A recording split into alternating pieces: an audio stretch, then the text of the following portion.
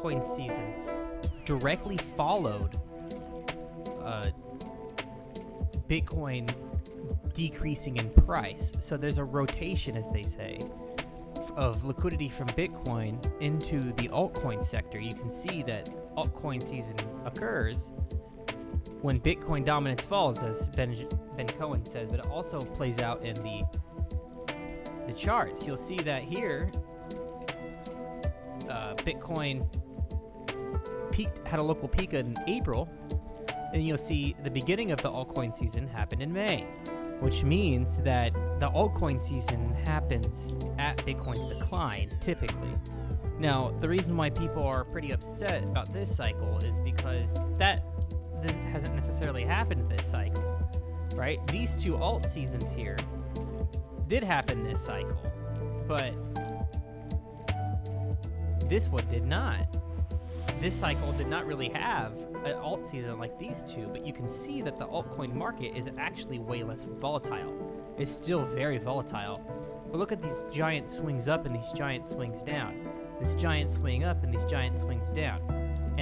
And as far as dominance goes, we haven't seen these big swings in dominance and liquidity in the market this cycle.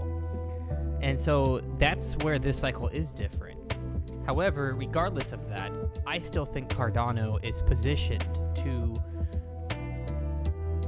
take advantage of the rotation of Bitcoin's liquidity when an altcoin season arrives, whether it be this cycle or whether it be next cycle or whether it be the cycle's ending.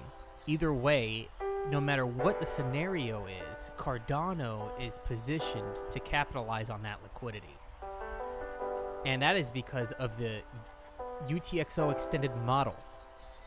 Its direct compatibility to Bitcoin positions it in the market to take advantage of Bitcoin's liquidity in rotation through the DeFi route. Instead of the TradFi route, it will take advantage of Bitcoin's liquidity through DeFi.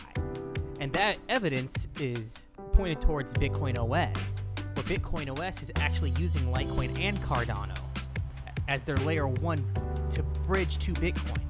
Now, BOS, the way I see it, is like the bridge between Cardano to Bitcoin and Litecoin to Bitcoin. And Cardano, because of its UTXO, it even says it here, the largest UTXO-based smart contract platform that will leverage BOS to become a specialized DeFi layer for Bitcoin with academic rigor and long-term development.